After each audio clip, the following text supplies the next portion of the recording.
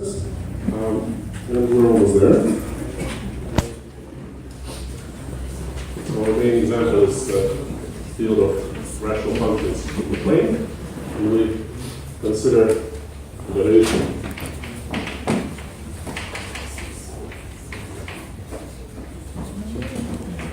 Valuation centered in the low point of the origin.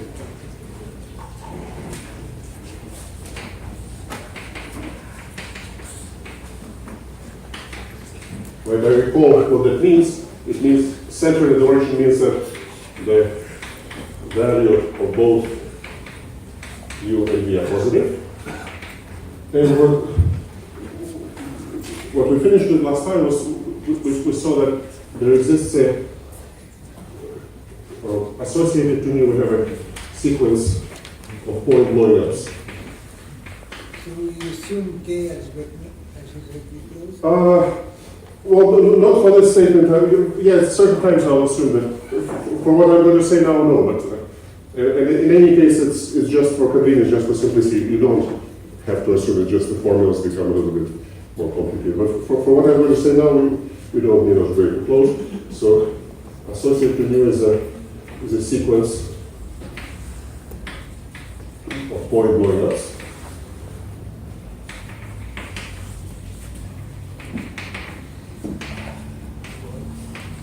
We start with the plane.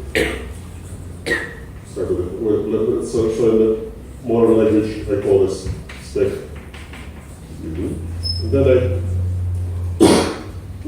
I blow up the origin.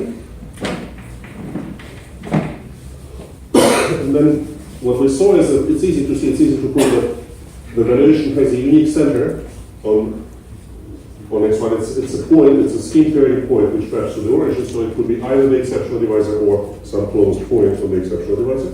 So I call this point associated with the origin. I call this point C1.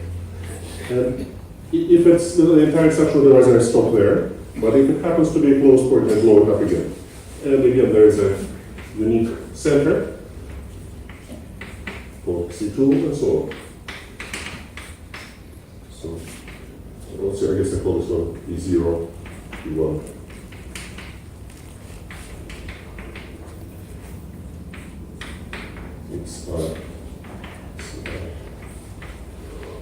If at some point I get a curve as a center, I stop. There's nothing more to blow up. And as long as I get close points, I keep blowing up. And it might be, the sequence might be finite or infinite.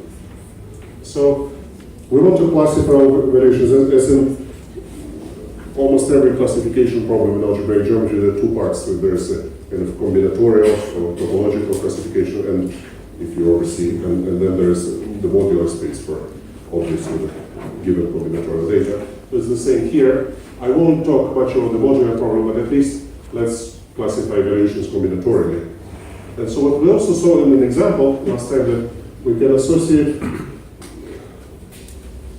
So every time I blow up, I create an exceptional divisor. So there's one important thing which I forgot to mention last time.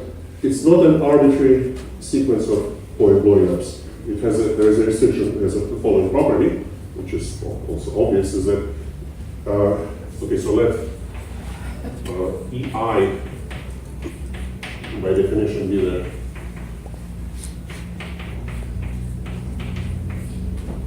let's call EI the exceptional divisor on it, the last exceptional divisor created by the last blowing up on xi, and then my sequence obviously has a. You see the centers of valuation map to each other by blowing up. So it's clear that we always have Ci lying on EI. So it's not an arbitrary sequence of point blowing ups. It's what I call. So let's call this a simple.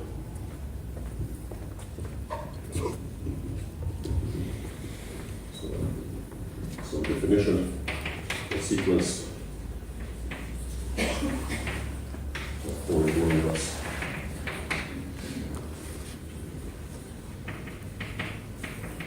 Blowing ups is simple. If Ti belongs to Ti for. So associated to a variation is a simple sequence of blowing ups, and conversely, given a simple sequence of blowing ups, finite infinite, we can reconstruct a variation from it. So I want to give some kind of combinatorial classification of all the simple sequences of blowing ups. And as we saw last time in an example, at each step I create a new rational curve, and I can, of course, I can consider the strict transforms of all the rational curves which are already in existence. So I create a configuration of curves on xi. I have I rational curves, smooth with transverse intersections. So it's convenient to represent this by a dual graph, as we did an example last time. So if you think about what does the most general simple sequence looks like, what are all the possible options? I claim that it works like this. So you start out. Let me draw things for maybe I'll start by drawing a cursor. We create one exceptional divisor. Then for a while, a certain number of steps where I blow up points which are not, so for a while it might be that my center does not lie, only lies on the last exceptional divisor, but on no other. There's a certain number of steps like this, which could be long, could be short. So I create a bamboo, and then at a certain point I change my mind and I start blowing up a point which is the intersection point of two existing exceptional divisors. So it lies on the last one and on one other. And then so I'll say this a little bit more rigorously in a minute. Then for a while I follow the strict transform of this, so I take the next to last curve, and for a while I follow the strict transform of that curve. So let me call this number of steps A1, say A11. Then for a while I follow this curve. I'll also say this a little bit more rigorously in a moment. And I do this A2 times. A1, A2. So I follow the left curve. I'll also say this rigorously in a moment. And then I change my mind again, and I start following the right curve for a while, A3 times.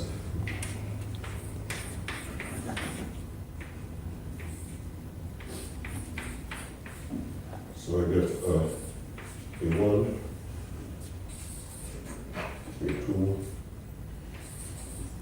A3, and then I go back to the left curve again, and I do this A4 times, and so on. Let me say this. This is the most general thing you can do. There are no other options. And then finally, I change my mind again, and I start blowing up again a point which is not an intersection point of two existing exceptional divisors. And I do this. And I do this A1 2 times. This is, by the way, these pictures I may have out, which maybe not all the people got, but. So this is the most general things that can happen. Let me say this a little bit more rigorously. So at each step there are at most 3 options. So at each step. Let me finish this picture here. So I do the same thing for a while here. So after a while I start blowing up points which are intersection points of 2 existing exceptional divisors. And again, I alternate between the left one and the right one. So I do.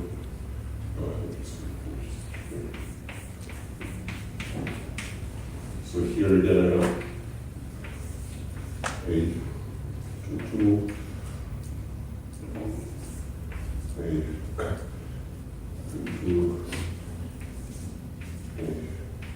and so on. And then let's start again. So in the end I get this kind of dual graph, and then maybe the last, then there might be a tail, or again of blowing up points which are not intersection points of the existing exception, 2 existing exceptional divisors. So let me say this a little bit more rigorously.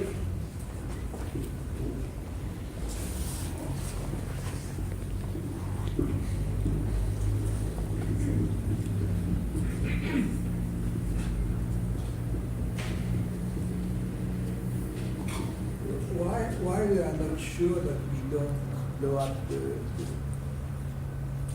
you put your point, the red point on the right component, but why don't you blow up? You might, but that just means, if that happens, it just means that A11 is equal to 1. No, I mean on the other one. Well, there's one condition that the center must lie on the last exceptional device, right?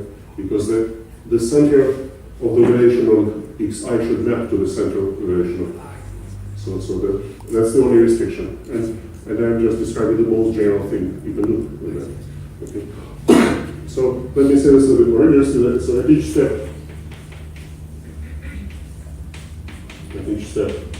there are at most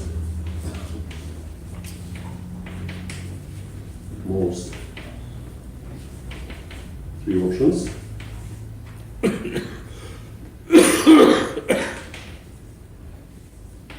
So option 1 is that Ci belongs to I, but not in any other exceptional divisor.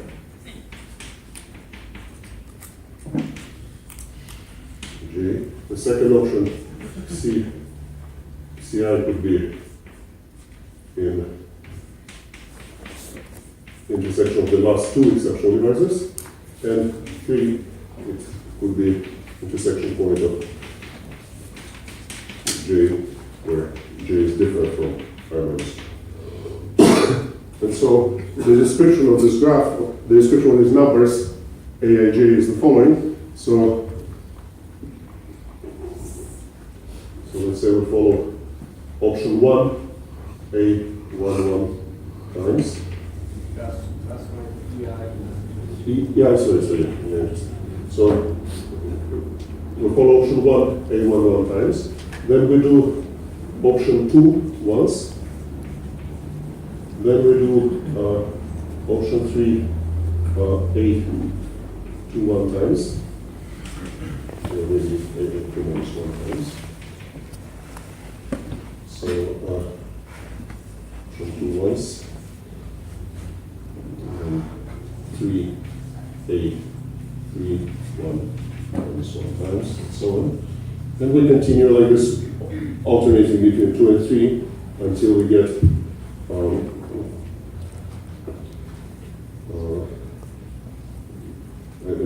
to so option 3. Let's say AM 1 times, and then we do option 1 again,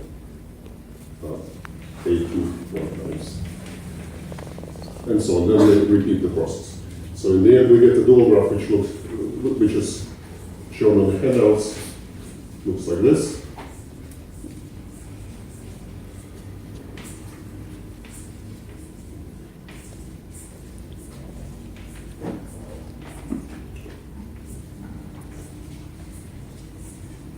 So the point is, maybe the details are not important. The point is that we get a combinatorial data which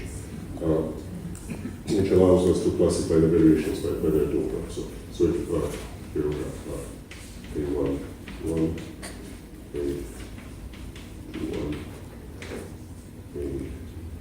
A31, and so on until AN1. And then, so each of these angles look similar, and the total, let's call the total number. The total number of angles are OG. This corresponds to the number of user pairs of the corresponding plane curve singularity. And something else which we saw last time is that is the appearance of continued fractions. Remember how these blowing ups were constructed? The first, each one corresponds to one user package, and the first user package was to consider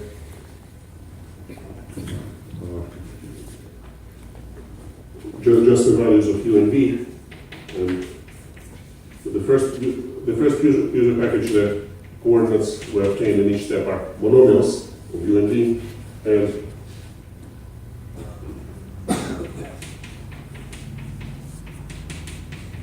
so you should think of this as doing Euclidean logarithm of the numbers mu of e and mu of u. So that's another name for continued fraction. So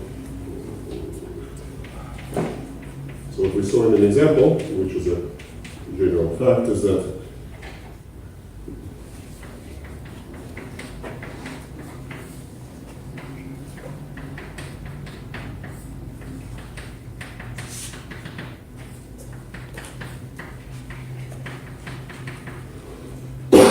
so the first angle here is governed by the continued fraction mu over u over mu of u over mu of v.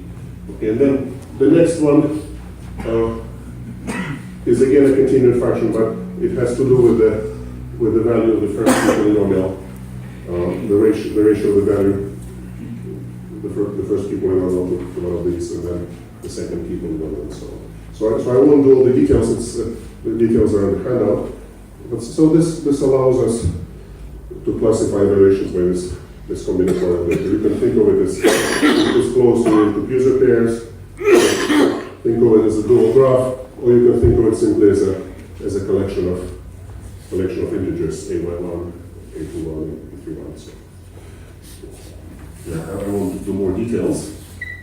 And so to finish classification of variations in dimension 2, I still haven't talked about rank. Let's introduce some kind of less sophisticated, more basic numerical invariance variations. So one of them is rank. That's the following. Like I said, appeared already in the lectures of Felipe. So an isolated subgroup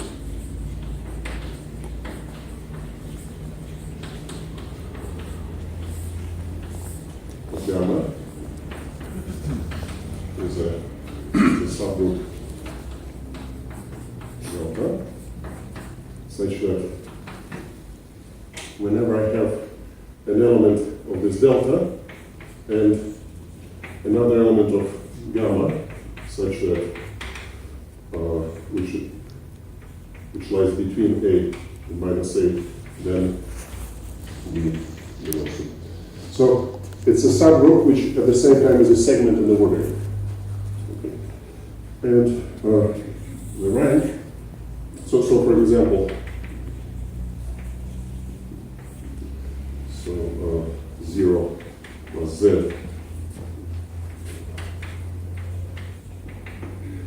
So inside Z2 with vector ordering, I have the isolated subgroup, which is the subgroup of elements whose first coordinate is 0. Okay. And that's more or less a typical example. Isolated subgroups appear when you have things, things like this, like a direct sum of several groups of like so there. So the rank of gamma is the number of distinct isolated subgroups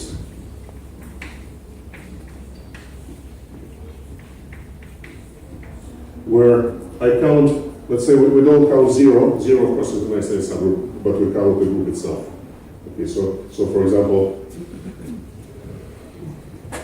the Zn with Lex ordering has rank exactly n, right? Because you can have a subgroup where the first n minus 1 coordinate says 0, first n minus 2 coordinate says 0, and so on. And we already defined rational rank, remember it's, if you leave it, In general, this rank can be infinite? Yes, of course. In general, yes, but not in algebraic geometry. That's what I'll explain this in a minute. If we're interested in variations as a tool to study singularities in algebraic geometry, then the rank will always be finite. And I'll explain this in a minute. So we already know what rational rank is. That came up a few times. So rational rank is that.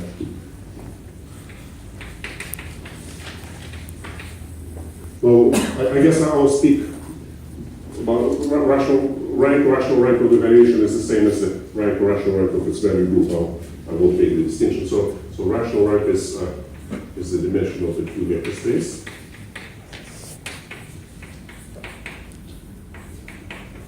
So it's a maximum number of Z linearly independent elements. Okay. It's a very easy exercise to show that rank is less than or equal to rational rank. That's very easy that, if you have a bunch of isolated subgroups, if you just choose elements, so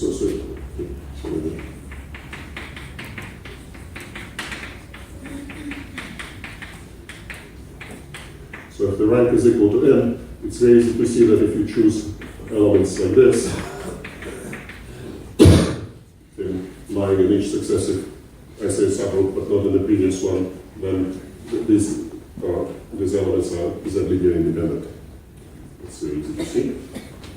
And now I'll state a theorem which I will prove. I guess it's not that hard to prove. It's proved, for example, in Zariski Samura, one of the appendices. This is called a Bianca inequality.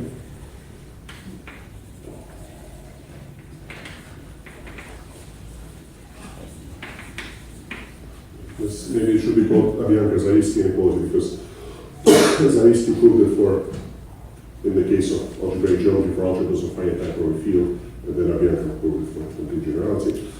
And the statement is the following. So let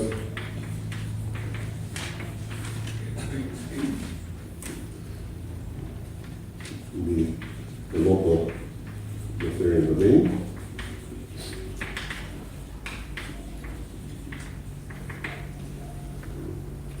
and so K is the field of precious state.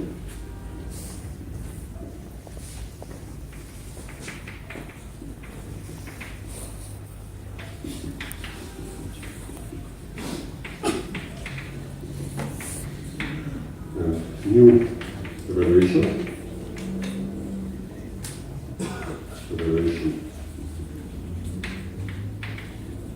centered at R. Then, and there's still one more event which I forgot to mention, which appears in the vectors and inequalities. You should remember that what does it mean for the relation to be centered at R? It means that R is birationally dominated by the relation ring. So this implies, let's consider the residue field, so that KB, the residue field of R, and here I can consider the residue field of the relation ring. So in a local ring, if you float out by the maximum ideal, you get a field, and it's called the residue field. So in this situation, we have an inclusion of residue fields, right, by definition. So I can talk about transcendence degree of one over the other. And that's another numerical invariant. So again, this inequality says that rational rank of plus transcendence degree of K mu over K is less than or equal to the dimension of R. And there are actually some, it's a little bit stronger, there are some things you can say in the case of equality. Well, let me mention this also. If equality holds, then gamma is a free loop, but not necessarily lexicographic overlay. So this set is, of course, nothing but the rational rank of R, rational rank of evaluation. And finally, if I have the same equality with rank instead of rational rank, that's stronger, right? Because rank is smaller than rational rank. So postulating equality is a stronger statement. So it's like I get a stronger conclusion. So and if I have rank plus transcendence degree,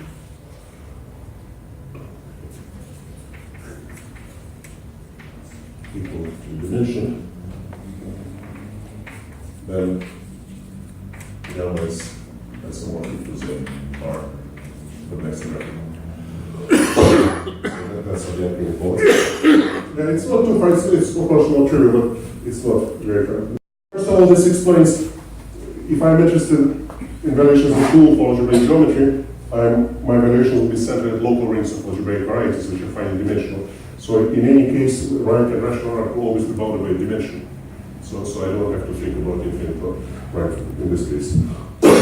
And the second thing, well, let's finish classifying variation in dimension 2. If this is 2, there are not too many options, right? Not too many possibilities. So let's list the possibilities. Okay, let me keep this.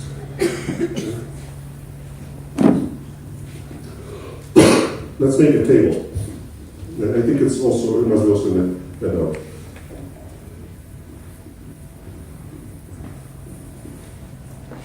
So rank, rational rank, ascending degree. Okay, what are the options? The first option is this might be 1, right? So if this is 1, that completely fixes everything else. So then both rank and rational rank have to be 1, right? So these are called.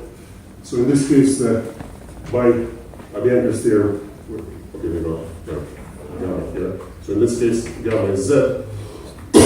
These are so-called divisorial valuations. This means that. So let's take. I already explained last time that without loss of generality, we may consider relations such as the origin in the plane. Let's stick to those. So divisorial means that my blowing up process is finite. At some point, I get a divisor, and that's the center of the variation. Okay. So in this case, yeah. So I guess I should have so g less than infinity.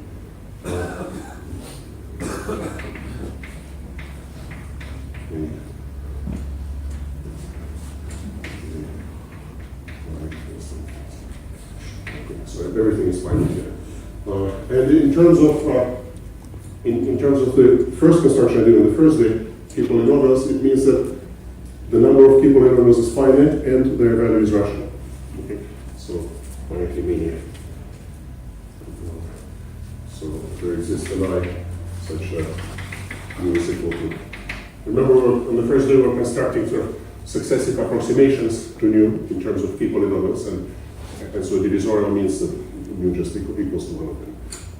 Yeah, and I should say also that, yeah, I guess in this case, that's not enough.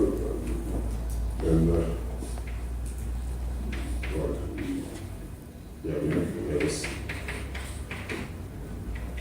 I would say that gamma is less one to z, because it might be, I might have nu equal to di, but with irrational value, it doesn't follow in this case. Okay. Okay, what are the other options? In all the other options, the transience degree is 0. Now we exhausted the case, transience degree is 1. Okay, so the greatest, the rational rank would be is 2. Or maybe I should start with rank. The greatest the rank would be is 2, in which case the rational rank is also 2. Okay. So in this case, again, by Bianchi's theorem, gamma is Z2 in lexicographical ordering. So this corresponds in the blowing up sequence. I guess we did an example last time, at the end of last time, where what happens, what does the graph look like if mu of u is 1, 0, and mu of v is 0, 1. Then the graph is just a bamboo. See the blowing ups. The blowing ups always follow the strict transform of the v-axis of the line u equals 0. So v over v over v squared. U over v to the n always has positive value, no matter what n is, right? So and so forth. So the dual graph in this case is just a bamboo. Just going to infinity. So in my terminology, this means that G is finite, but A1 G plus 1 is infinite. So you do some blowing up. You know, this for a rank 2 variation, this situation might not appear right away, but you always come to this after some blowing ups. So after some initial sequence of blowing ups, then this last tail just goes off to infinity. Okay. Okay, and in terms of key polynomials, I guess this means that so there exists an I such that mu of, so there are finitely many key polynomials, and mu of qi does not lie in the first isolated side. So that's the next case. Okay, what are the other options? So, not too many others. So the next option is I might have rational rank 2, but real rank 1. Okay. So 0. So here gamma is free rule according to Avianca, but not indexing graphical ordering. So this corresponds, for instance, remember the example I did with on the first day with this additive subgroup of R generated by 1 square root of 2 or any other irrational number. So here, this corresponds to the fact that G is finite, but A and G is infinite. So it means that the last angle here never ends. So this last angle is infinite. You keep adding, so you keep creating curves all the way to infinity. Never ends. So that means that you have an irrational number somewhere which has an infinite continued fraction, and that infinite continued fraction governs the last corner. And so here, in terms of key polynomials, I guess again it's finitely many key polynomials, but there exists an I such that mu of qi is a real but irrational number. Okay, now I guess that's almost it, right? With only one possibility there. The last possibility is 1, 1, 0. And those are, in general, valuations which satisfy equality here are nowadays called Avianca valuations, and they're much easier to handle. They're much simpler structure, much nicer structure. So in this case, the only non-Avianca one is this one, where strictly equality holds. So here gamma is a subgroup of Q, right? Because rational rank of 1, but it could be either discrete or non-discrete. That both options are possible.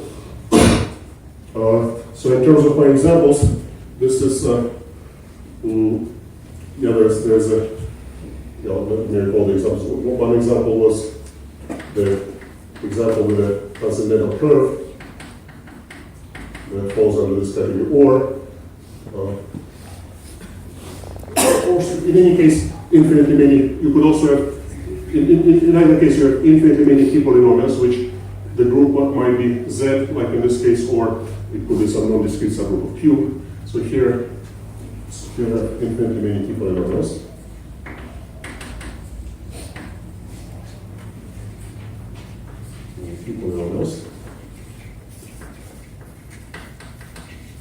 And in terms of the blowing up, in terms of dual graph, I guess there are two options. It's either G is equal to infinity, or G finite and A1 G plus 1 is equal to infinity. So you see the dual graph does not distinguish completely between all the options. So this case has the same dual graph as the rank 2 case. So if my value group is not discrete, that means that there are infinitely many angles here, infinitely many Puget pairs, and if it's isomorphic to Z, then it's this case. It's given by some transcendental curve. Okay, so that completes the classification. Good. Now let's. So there is certain philosophy in what I explained that.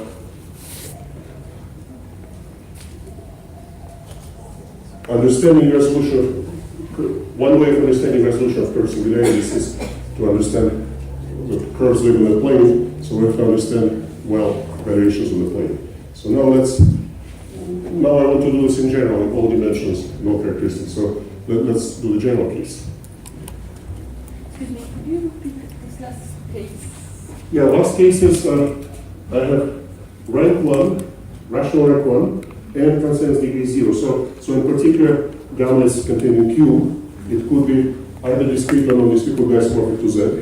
Or in terms of my examples I give, there are two types of examples. One is the one with a transcendental curve, when I give an embedding, an injection of the polynomial ring into the ring of formal power series. Here the value group is Z. And the second type of example is when you create, so in my process of construction of key polynomials, this could go to infinity, and the values could, the denominators could also go to infinity, the denominators need not be bounded. So for example, I could generate all of Q this way. So that's the kind of, but in both cases, the number of key polynomials is infinite. In the first case, I didn't say that maybe, but maybe I forgot to say that in the first case, the key polynomials are,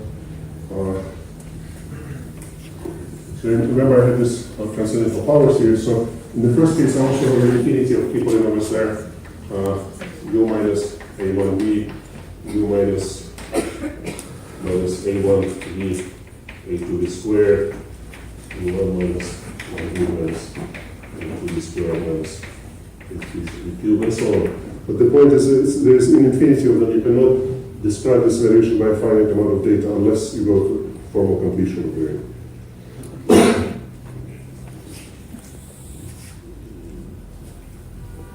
So you can tell from these examples that in some sense the non-abelian relations are in some sense the most perverse ones or the most complicated ones.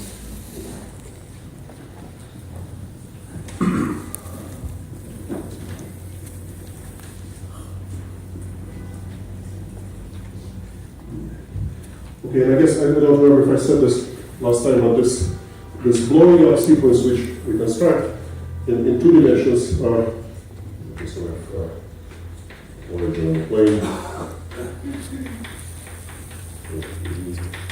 We construct this blowing up sequence. So I can then C1, C2, C1. Yeah, I'm not sure I mentioned this, but in two dimensions, it's not too hard to prove that the limit or the union of all these local rings. So you see all these local rings are mutually dominated. The OX1 C1 is dominated by OX2 C2 and so forth. So I can take the limit, which in this case is the union, and this equals the valuation ring. That's not too hard to prove. So but only in dimension 2. That's not too hard to prove. That's related to what Felipe said in one of his lectures, that the reason plane curves are easier to desingularize is because there's no choice. You just, if you see a singular point, you blow it up. And then you only have to prove that this works. Then, so for the same reason, so you see here, if you blow up and you follow the valuation, every polynomial gets desingularized, every singularity gets desingularized, every polynomial gets monomialized, which is the strongest statement, turns into a monomial, and every two monomials, one of them begins to divide the other after a while. And so that's why, you see, once you know that, then that allows you to show that, if you have any fraction of two elements, if you have any rational function on the plane, after a while, so if mu of b is less than or equal to mu of a, then after a while, we'll be in the situation where b divides a. And so this limit ring satisfies the criteria for valuation. Any fraction, either it is in the ring or its inverse is in the ring. Okay. And so now let's go to higher dimensions, where this life is more difficult. We don't have such nice simple statements. Okay, so let's see.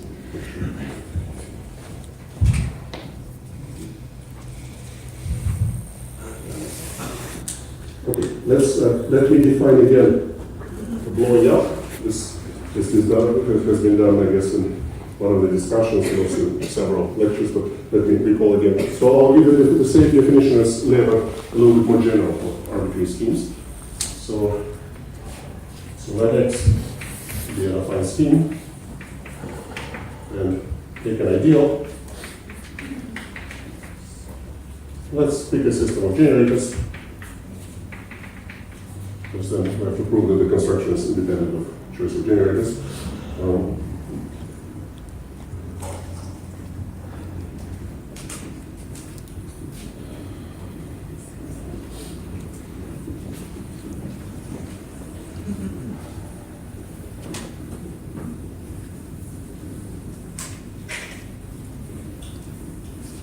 let's consider the map, or so I have x minus the subscript defined by I, right, minus the set of zeros of I. Let's consider the map to the L units. So to E L minus 1 dimensional projective space over A. So you should think of this in more classical language, in more naive language. You should think of this as a, let's say, for example, integrate variety over K. You should think of this as a direct product of the variety I started with the L minus 1 dimensional projective space. Okay, so it's a space whose fibers over A are L minus 1 dimensional projective spaces. And then simply I take the okay, so here I have the image P, and I take its closure. And of course, this is a natural projection to spec A, and so. The graph. Well, in this, yeah, I mean, morally yes, but in this language, I take the image, but yeah, morally you should think of it as a graph. Just like we did in the case of the plane, what we did was, in the case of point blowing up on the plane, we considered the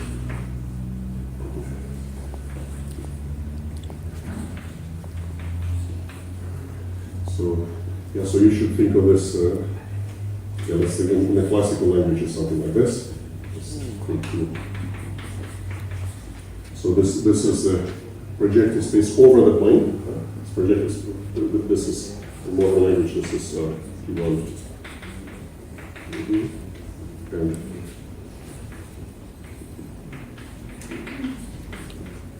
so without every point AB outside of the origin to A, comma B, and the pair AB as viewed as a point in the projective space, and then we do the total of it. So the key properties of blowing up.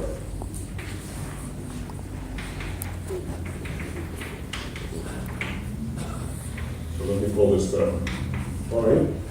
Phi is birational and projective.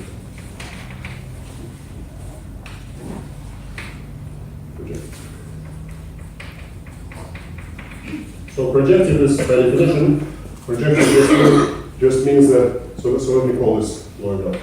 X prime just means that X prime embeds into a projective space of this form. So that's by definition. Birational means that, so what does birational mean? It means that the field of rational functions is the same on X and on X prime.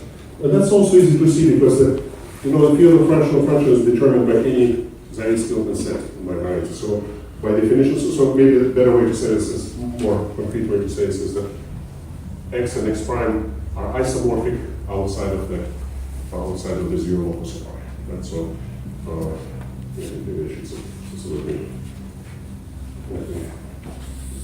the definition. So V of I is called the center, blowing out. Not the center of evaluation, it's different things. It's called the center of the blowing up.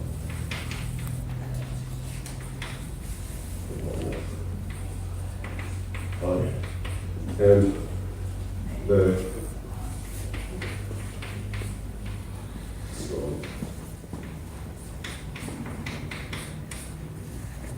which is the lifted before it's time. This is called the exceptional device.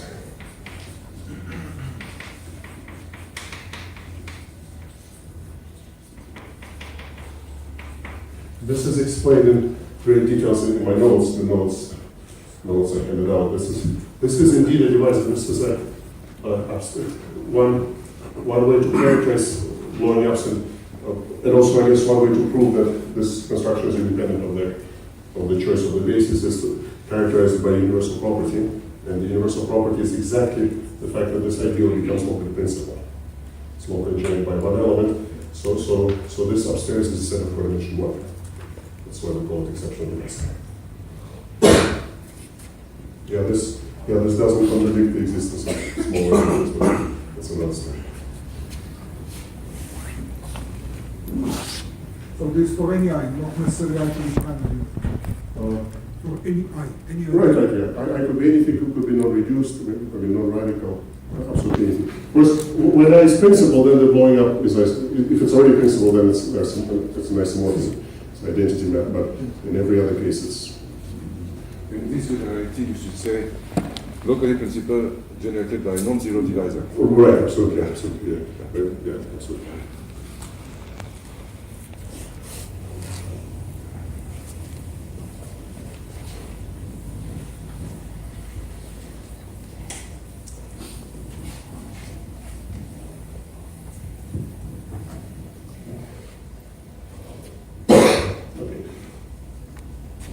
So this is explained in great detail in my notes. There are various basic theorems, things about blowing ups. But what interests us now?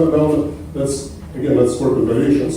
So assume for simplicity that A is the domain. So there's no zero devices with field of fractions A.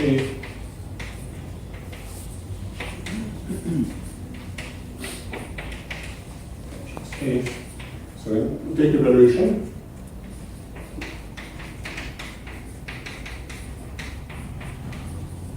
The evaluation such that A is contained with evaluation mean, or in other words, this is saying that evaluation is non-negative on value A. Then, as we saw already many times before, there is a unique center of the evaluation on X, which is the, so let's say E is the center of evaluation, it's just the intersection of the maximum ideal evaluation with A. And then there is a theorem which we already proved in dimension 2, let me quickly reprove it in general. Proposition, whatever, is that, okay, that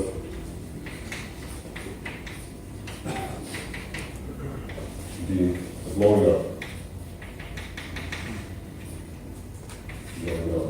of some ideal I. Take a blowing up of this form, anything, blow anything up. And apparently when I was, before I got this job at CNRS, I was invited to Toulouse just as a guest for a few months, and apparently at some point my colleagues got a request from Enseignement Généraux, from the French equivalent of the CIA, asking what I was doing there, and so they thought about, I think he's a great specialist in blowing up.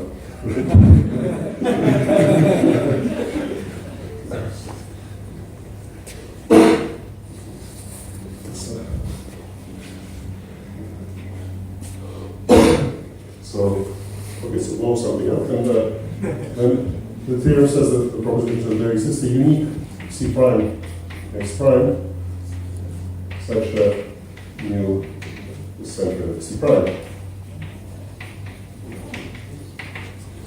So let me do the proof. It's almost the same as what we did in 2 dimensions, but let me call it proof.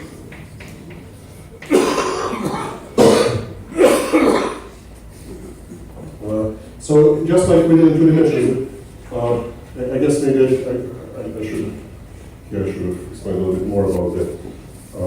In order to do calculations, this is already nice, but in order to do calculations, we like to write things out in coordinates. Okay, so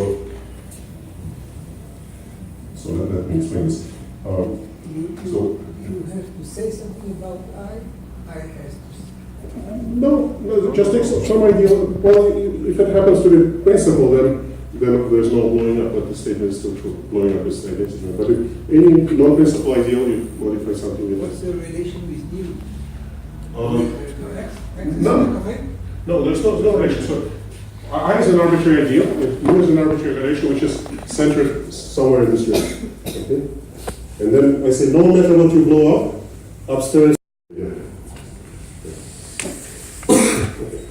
So, and of course the same statement is true for non-affine schemes, but anyway, it's a local sequence, so I'll stick with x. So let me mention that here it's useful to write things out in coordinates in order to go to calculate. So here, spec A is an affine scheme, but upstairs, blowing up is not an affine scheme, it's covered by L coordinate charts. So let me write down the coordinate charts. Okay, the coordinate chart over I looks like this. It's F1 over Fi. So again, this is all explained in great detail in the notes.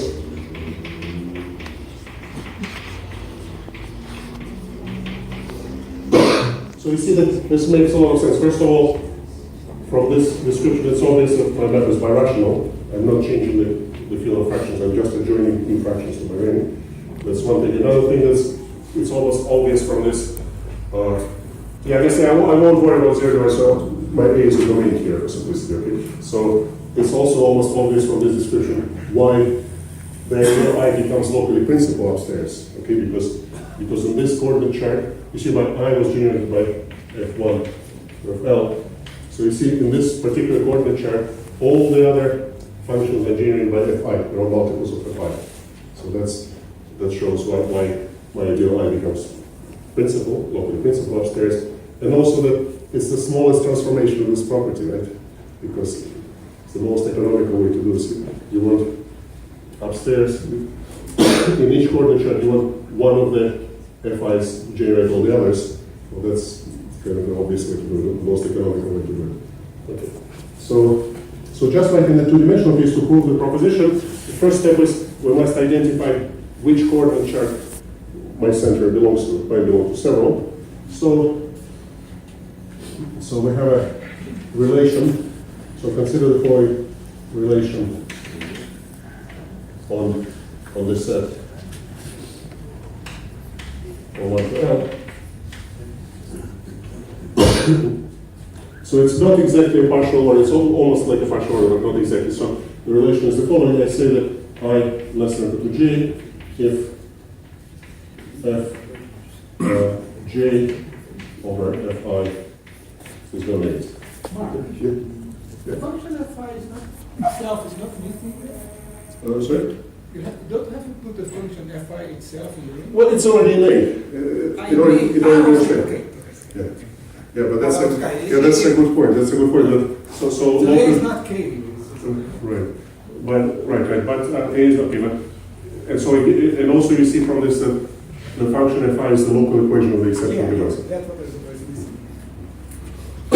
So let's define this sort of partial order. It's not exactly partial order because you might have I less than equal to j and j less than equal to I at the same time without them being equal. But apart from it, it's transitive. And so I'm taking minimum. Take a minimal element with respect to this relation. So let's say okay, so let I be minimal element. Be minimal element.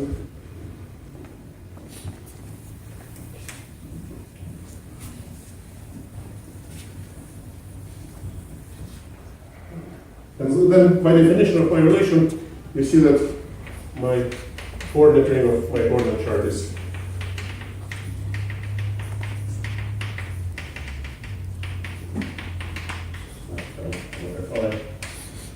it's contained in the relation ring, and now when I'm practically done, I just take the intersection of the maximal ideal relation ring with this ring and I get my center. Okay, so C prime is nothing but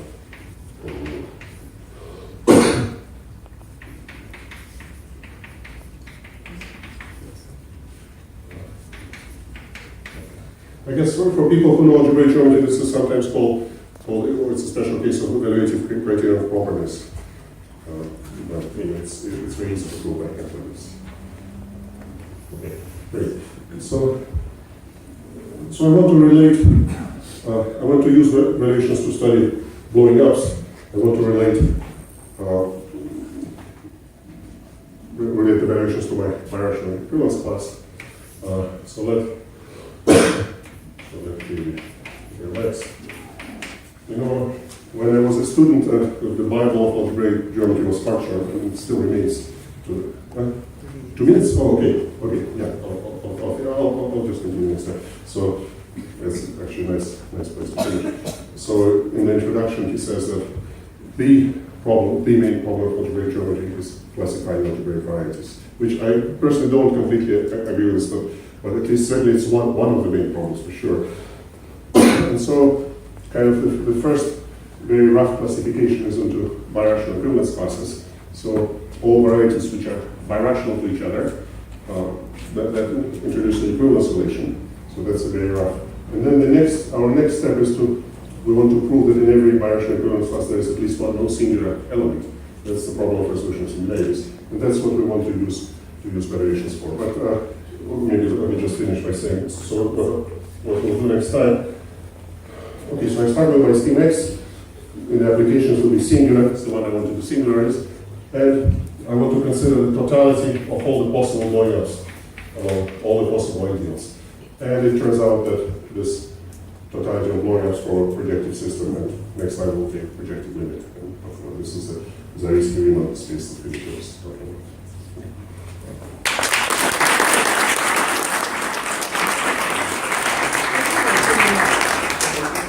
Are there any questions?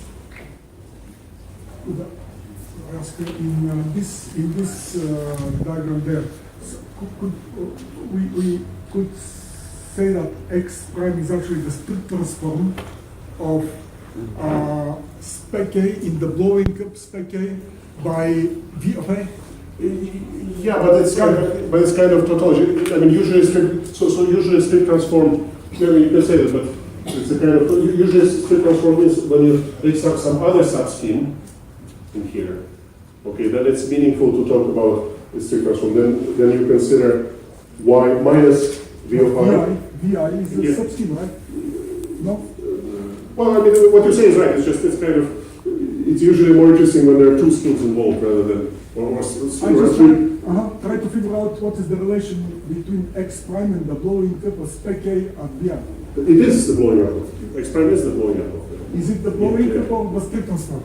Yeah, No. spec A equals X. Yeah, maybe I didn't insist enough. Is equal to X, exactly. Yeah, I didn't insist enough. So it's true that it's a strict transform. It's kind of tautological to say. You see, usually the strict transform refers to having there's a third scheme involved, which is a subscheme of X.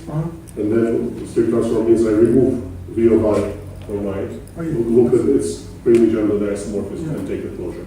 But the blowing up will be in the same space. PA, L minus. It's a subset, yeah, it's a closed subscheme. Yes.